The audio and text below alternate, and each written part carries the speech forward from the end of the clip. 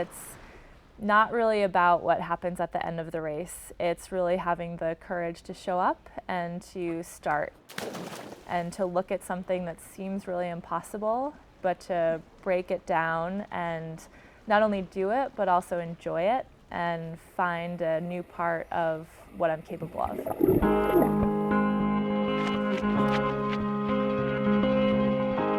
I worked at a hedge fund on Wall Street for 5 years, and I realized at one point that I really needed an outlet. I felt like I was in a job where, my passion really started in the morning when I was out riding my bike or running, or talking to people about it later in the day. For me, my definition of balance is that there really isn't balance, because I like to be 100% driving toward what I find most fulfilling and where I feel like I can make a difference. I am the women's product manager at Specialized, so my mission is to bring more women into the sport of cycling. At the core, I'm responsible for really managing our women's product lines, all designed to fit women and give women the most enjoyable experience possible out cycling. When I meet women who are curious about cycling, one of my biggest tasks is just to really spark that curiosity and to bring them into a sport that has really defined my life in so many ways and is a passion that I live every single day.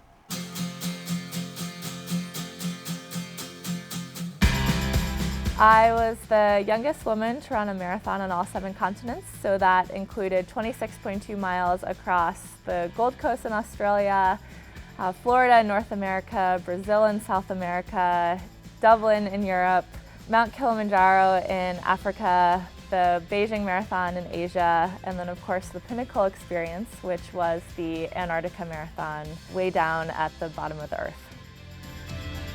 Ultimately, I think when I finally got the record, it had been a quest for over 2 years, and I was so excited about it and so passionate about it. And I remember getting the certificate and kind of being like, oh, that's nice. And what I was really excited about were the people that I met along the way, the sort of memories I had of these places, and it just really opened up my worldview in a way where when I got to the end of that road, the record was a nice piece of paper, but the process was really where a lot of the learning happened. I thought that was one definition of challenge, and the Ironman opened up a whole new world.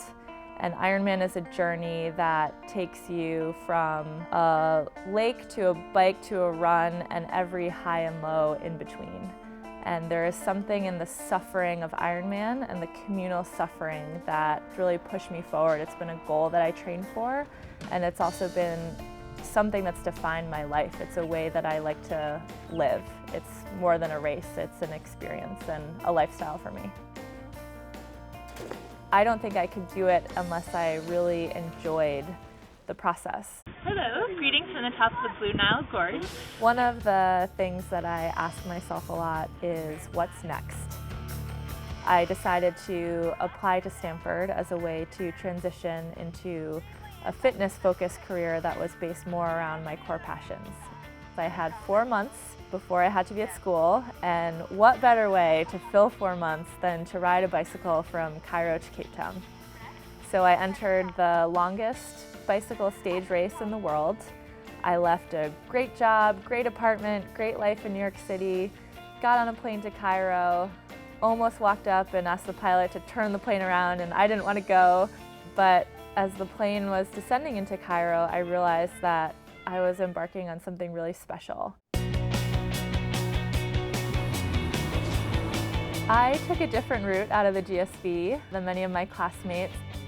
My opportunity at Specialized was very unexpected. I came into this wonderful place with all these bikes and people who love to bike, and after 5 years in finance, it's been just a really exciting new challenge to work on products and to work on products that I'm personally very passionate about. What's great for us is people that are passionate about cycling, right? Not just they like to bike, they love to bike and know how much of a life changer it can be for people. So when we met Erin, that passion for cycling, but more importantly, her drive and determination in everything that she had done in her life. It was like, wow, she's fantastic. I don't think I could do my current job without the 2 years I spent at the GSB. Coming into an environment where feedback is very direct, it comes from all over the world. I feel like the GSB empowered me to prioritize my time, to listen to feedback, and to really have the ability to step into leadership. I think I've followed a very unusual path.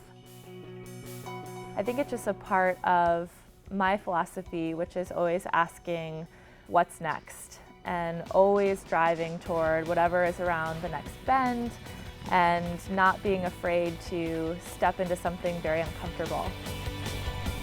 For me, it's the next Ironman, the next bike ride. It's just sort of moving forward constantly and in every possible direction.